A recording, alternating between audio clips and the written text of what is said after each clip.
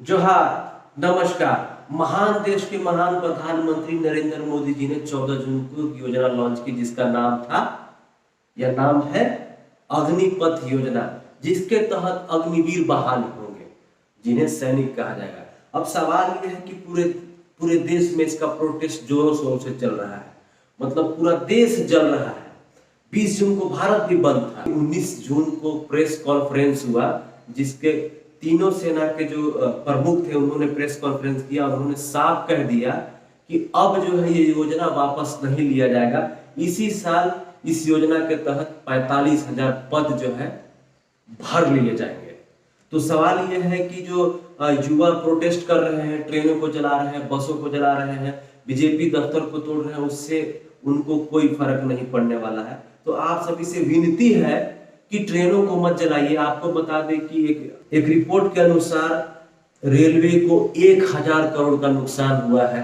तो मैं सभी भाइयों से विनती करना चाहूंगा कि भाई वो सारी संपत्ति आप ही की है और आम जनता की है। नेताओं को उससे कोई फर्क नहीं पड़ने वाला है। वो लोग फॉर्च्यूनर से चलता है, BMW से चलता है, मर्सिडीज से चलता है, तो उनको क्या फर्क पड़ता है कि ट्रेन जले चाहे रहे। वैसे भी आपको मालूम है ना, भारत में लगभग 1,000 से ज्यादा विधायक है, 550 के आसपास सांसद है।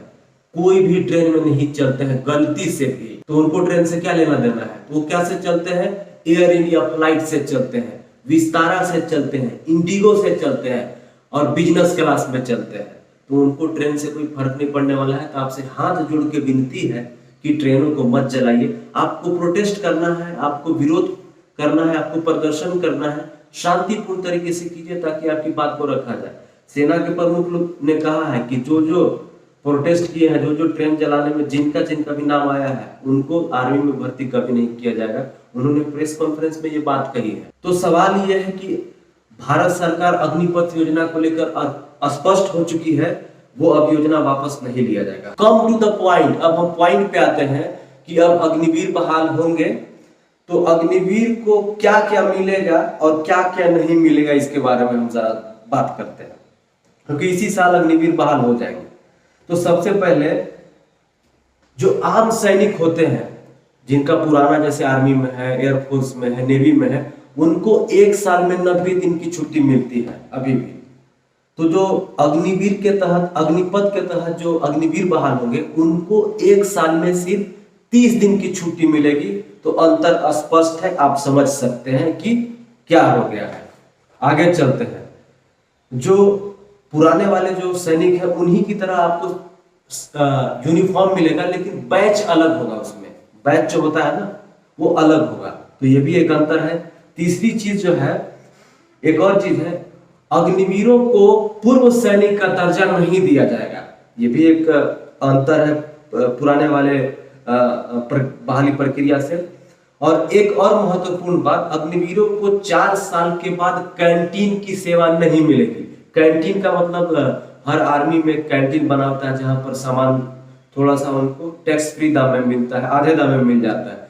आपके फ्रेंड्स रिश्तेदार अगर कोई आर्मी में होंगे तो वो बेहतर समझ सकते होंगे, बहुत ही कम पैसे में मिल जाता है सामान। तो लोग रिटायर्ड होने के बाद भी उस कार्ड को यूज करते हैं। तो अग्निवीर के जो जवान होंगे 4 साल बाद उनको कैंटीन की सुविधा नहीं मिलेगी। ये भी एक बड़ा अंतर है।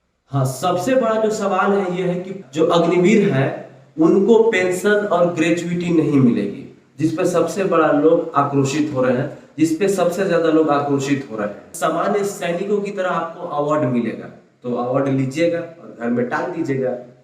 4 साल आप सेवा दीजिएगा तो सोचिएगा कि आपको क्या मिलेगा। 4 साल सेवा देने के बाद आपको स्किल्ड सर्टिफिकेट मिलेगा और 12वीं कक्षा का एक सर्टिफिकेट मिलेगा, मतलब 12th पास हो जाएंगे।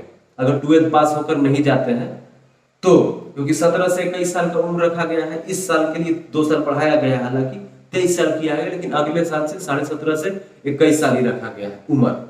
ठीक है। अब हम आते हैं सबसे मेन टॉपिक पर कि भाई 4 साल बाद क्या होगा। देखिए, अग्निवीर के तहत सिर्फ आपको 4 साल ही नौकरी करनी होगी, ये साफ कह दिया गया है सेना के प्रमुखों द्वारा। 25% को रखा जाएगा, सेना के लोग ही उनको रखेंगे, जो वहां पे जो प्रमुख होंगे उनको, लेकिन 100 जितने भी बहाल होंगे सभी 25% में आने के लिए वो वहां पर अप्लाई कर सकते हैं। लेकिन प्रक्रिया क्या होगी इसके बारे में अभी हम डिटेल में आपको नहीं बता सकते हैं। लेकिन 75% को बाहर आना पड़ेगा, 25% ही वहां पर जॉब कर सकते हैं। उन 25% को 15 साल के लिए रखा जाएगा। तो आप समझ सकते हैं कि ये क्या है। तो हमारे राज्य के मुख्यमंत्रियों का ओवर कॉन्फिडेंस देखिए, कॉन्फिडेंस लेवल कितना है। कॉन्फिडेंस लेवल इतना है कि वो ये कह रहे हैं कि हम अपने राज्यों में सैनिकों को पुलिस में अलग अलग जगहों पे आरक्षण देंगे। तो महान देश के महान राज्य के मुख्यमंत्री साहब लोग जरा बताइए, बीजेपी शासित राज्यों के मुख्यमंत्री जो कह रहे हैं आपकी सरकार रहेगी, ये कंफर्म है, आगे भी सरकार आपकी नहीं गिरेगी, गिर जाएगी तो कैसे दीजिएगा। हो सकता है आप विधायकी बिहार जाइए तो कैसे दीजिएगा, सबसे बड़ा सवाल ये है। क्योंकि कहीं भी लिखित रूप में ये नहीं दिया जा रहा है कि आपको जो 75% लोग हैं उनको जो है हम आरक्षण देंगे। अब सवाल यह है कि बीजेपी के कुछ नेता, सांसद या विधायक जो भी है उनका अलग अलग बेतुका बयान आ रहा है, और बयान ऐसा आ रहा है कि वो बयान सुन के इन्हीं का लहर है माथा में घुस जाएगा। समझ गया ना।